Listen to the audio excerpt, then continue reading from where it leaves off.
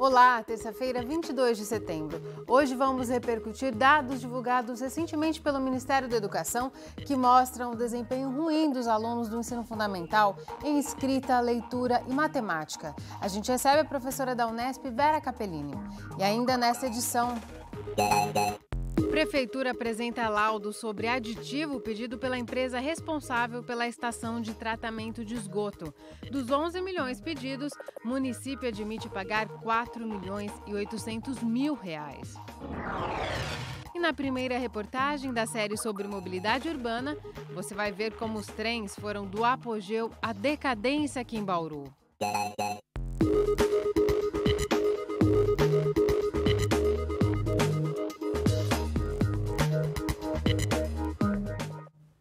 A gente começa esta edição com um impasse em torno da estação de tratamento de esgoto de Bauru. A Prefeitura divulgou na tarde de ontem um laudo que rebate o pedido de aditivo da empresa Com Engenharia, responsável pela construção da ET. Dos 11,5 milhões solicitados pela empresa, o município admite pagar R$ 4.800.000. A Com Engenharia solicitou os aditivos para a obra da estação de tratamento de esgoto no fim do mês passado. Como o valor de 11,5 milhões de reais representava quase 9% do total da obra, a Prefeitura acionou o consórcio que gerencia a construção para revisar o projeto. O secretário municipal de obras explicou que os aditivos estão divididos em 2 grupos. A Prefeitura concorda com o pagamento de R$ 2.800.000 em serviços de terraplanagem, que não tinham como ser previstos antes do início das atividades, mas tem dúvidas sobre o pedido de aumento no número e diâmetro das estacas. Se a gente pegar a solicitação inicial, eram mais aí de praticamente R$ 4.800.000, só nas estacas ali.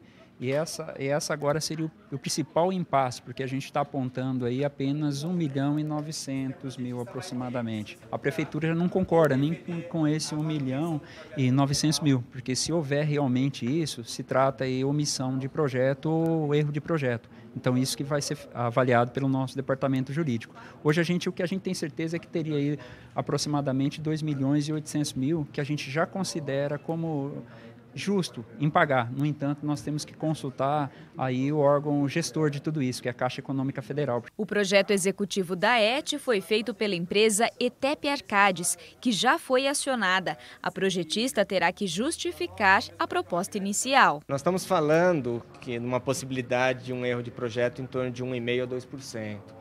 Então, por isso que nós vamos consultar a projetista para que ela possa vir dar suas explicações ou defender o projeto original e que a obra possa acontecer com base no projeto original, diferente daquilo que está sendo solicitado. O prefeito também não descarta a possibilidade de responsabilizar a empresa caso o erro seja constatado. O Brasil não tem um histórico onde os projetistas acabam indenizando as obras em eventuais erros ou omissões.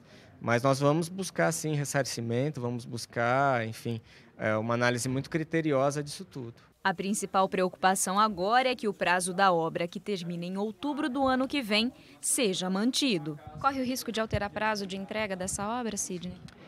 Olha, corre o risco sim, não adianta falar, nós temos aí hoje, se pegar o cronograma, pelo menos um mês e pouco de prazo já perdido em relação a alguma lentidão. Então, se a gente perder só isso, tudo bem, daria para reprogramar e até acelerar alguns pontos, mas o que a gente não pode é ficar nesses embates agora, nessas discussões.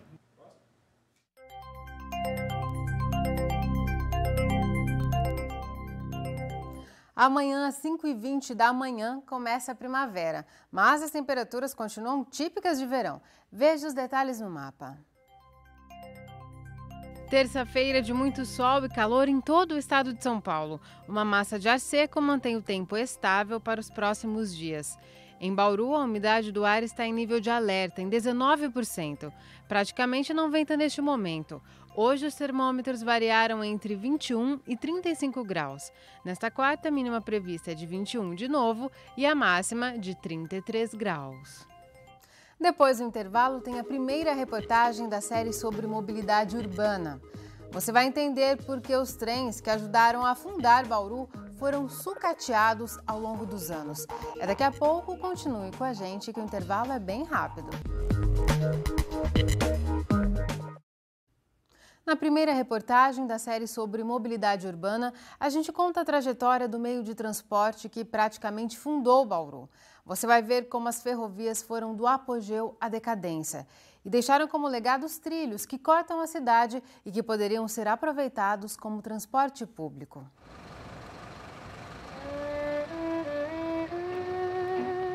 A falta de conservação da principal estação de trem do Centro-Oeste paulista, as linhas sucateadas e os vagões abandonados já não dão mais a dimensão da importância que a ferrovia teve no desenvolvimento de Bauru. Os primeiros trilhos chegaram por aqui no início do século passado, impulsionados pela produção cafeeira. Trouxeram investimentos que mudaram completamente o modo de vida no município. Bauru já era uma cidade antes da vinda da ferrovia. Mas assim, para essas cidades, a ferrovia tinha um aspecto fundamental, de possibilitar que os investimentos privados, principalmente daqueles grandes fazendeiros que tinham recursos, tinham capitais para investir nas cidades, pudessem ser aplicados na cidade. A gente teve várias cidades no estado de São Paulo que por um motivo ou outro, e principalmente por não ter chegado uma estrada de ferro, a cidade simplesmente desapareceu. Aqui nós tivemos 3 ferrovias, né? Em 5 anos, Bauru passou a ser o principal entroncamento ferroviário da América Latina. Em 1905, a cidade recebeu a primeira ligação com o Porto de Santos, a partir da estrada de ferro Sorocabana.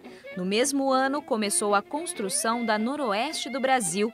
Ela partia de Bauru para o oeste do estado de São Paulo e Mato Grosso do Sul, chegando às fronteiras com o Paraguai e a Bolívia.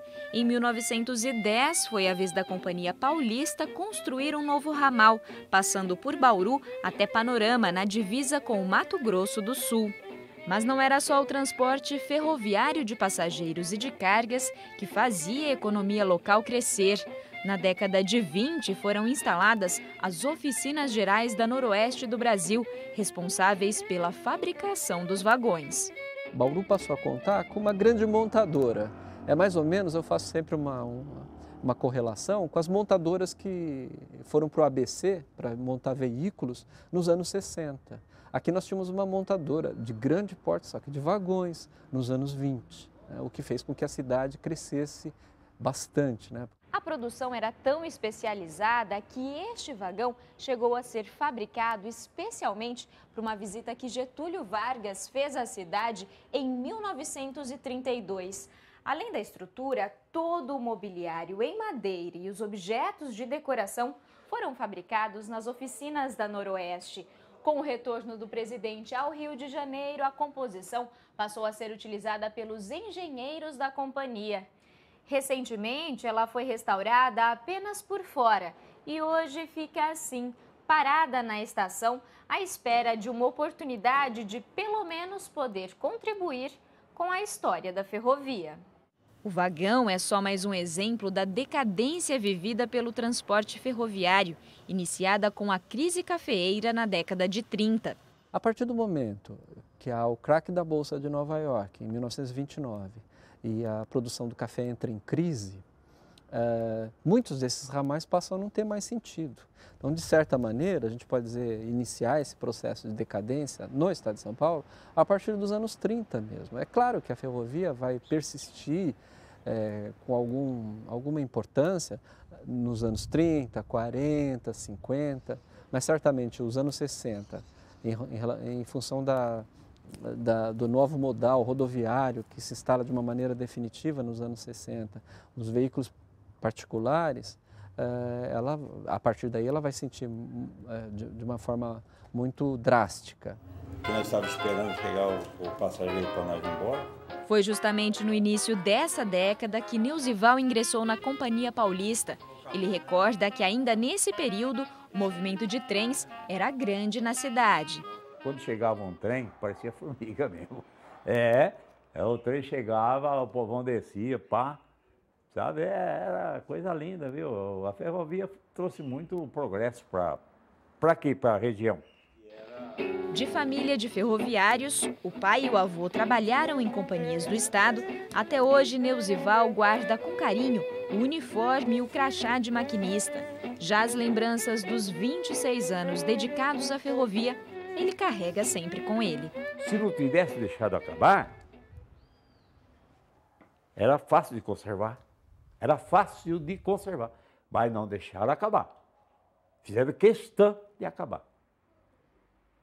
É esse que é a mágoa de um ferroviário. Deixar acabar.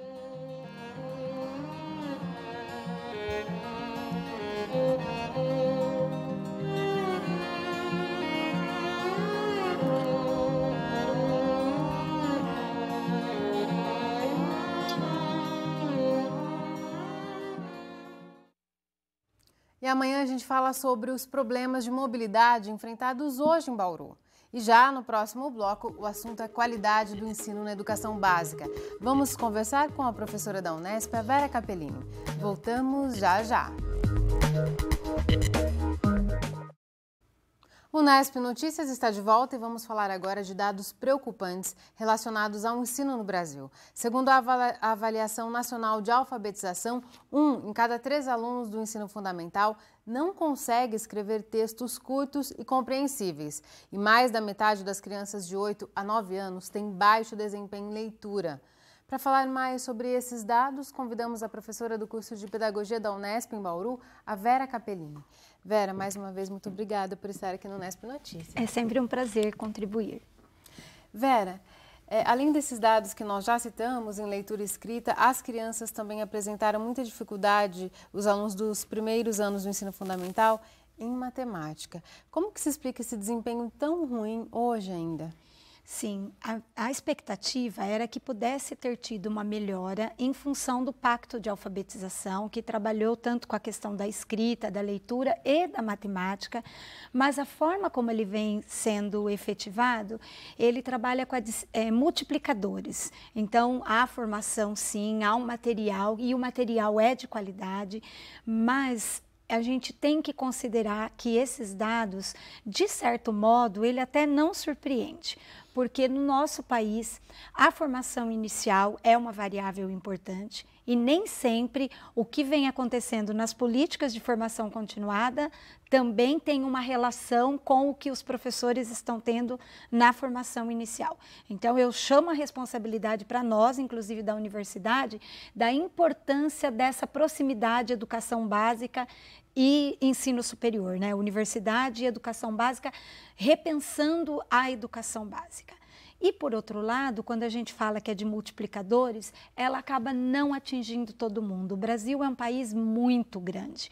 E aí, aquele professor que acaba indo, ele sim tem o conhecimento, ele até pode desenvolver as práticas lá na sua sala de aula, mas ele não consegue, da mesma intensidade que o formador dele trabalhou com ele, implicar a mudança disso diretamente lá na sala de aula. E, por outro lado, não dá para negar, e é uma variável importante a ser considerada, enquanto o nosso país não considerar a educação como uma profissão séria, como as demais, pensando em valorização tanto social quanto salarial, estes resultados vão continuar acontecendo. Vera, então hoje, até para que esse pacto, esse programa, né, que mobilizou os professores numa formação continuada, para que ele fosse mais efetivo e até para que esses números fossem diferentes do que a gente está encontrando, falta mais investimento na formação do professor ou também na infraestrutura da escola? Sim, então as duas possibilidades ou as duas vertentes são verdadeiras. A formação inicial há que passar por mudanças, sem sombra de dúvida, porque se a gente desconsiderar a realidade da escola pública e trabalhar de fato diferentes conteúdos, mas não ter essa proximidade, a gente não forma bons professores, né? Um bom médico, ele faz a sua residência, ele está imerso dentro do hospital. Um bom professor precisa estar imerso no cotidiano da escola. Ele precisa ter a teoria, mas aliada a esse cotidiano ano escolar que tem diferentes elementos, desde o conteúdo que ele precisa dominar, das políticas, da estrutura da escola, como também do conhecimento da própria realidade. Então a formação está deficiente nesse aspecto? Nesse na sua aspecto, visão? muito, porque os estágios são bastante comprometidos ainda. Ainda nós temos muitos cursos que, infelizmente, na modalidade à distância, e certos cursos, não é porque a modalidade à distância não é uma possibilidade de formação, mas porque muitos cursos de qualidade duvidosas. Por outro lado, a infraestrutura de muitas escolas ainda é muito precária. Salas de aula superlotada. Tem um autor, o professor Saviani da Unicamp, ele costuma dizer que nós precisamos formar professores cultos, porque como que eu posso dar o que eu não tenho? Então, para eu ter um professor culto, para formar, de fato, essa nova geração. Só que, ultimamente, a gente tem trabalhado com professores curtos. E por que eu quero dizer isso? Cada dia mais, eu, na coordenação do curso de pedagogia, e meus colegas na coordenação de outros cursos de licenciatura, temos observado que o elemento, o capital humano que tem chegado cada vez mais no ensino superior, com muita defasagem. Então, é um círculo vicioso. Eu formo alunos que chegam com uma formação muito deficitária, com problemas de escrita. Como ele vai ensinar a alfabetizar se ele próprio tem dificuldade na alfabetização? Deficiências sérias na sua formação. Seríssimas na formação, tanto na questão da matemática, de conhecimentos científicos, da língua. E isso em todas as licenciaturas. E, normalmente, o curso que tem menor procura são as licenciaturas, porque o aluno acaba indo não por opção, mas talvez até por falta de opção. A gente não pode negar que isso é verdadeiro. E aí esse aluno vai ser professor amanhã. E a gente não consegue, em 4 anos, corrigir os erros da educação básica, ou seja, essas deficiências da educação básica, e ainda trabalhar os conteúdos e as metodologias para formar um bom professor. Mas, por sua vez, se a gente não corrigir as deficiências da formação básica, ele vai continuar repercutindo ou reproduzindo essa deficiência nos futuros alunos da educação básica. Então, passa pela formação, mas também o reconhecimento para levar pessoas mais bem preparadas para essa profissão. Sim, né? para a profissão se tornar atraente. Tá certo, Vera. Muito obrigada por aprofundar a discussão aqui no Unesp Notícias. É um prazer sempre contribuir com a TV Unesp. O Unesp Notícias fica por aqui. A gente volta a se encontrar amanhã às 5h30 da tarde, ao vivo. Tchau!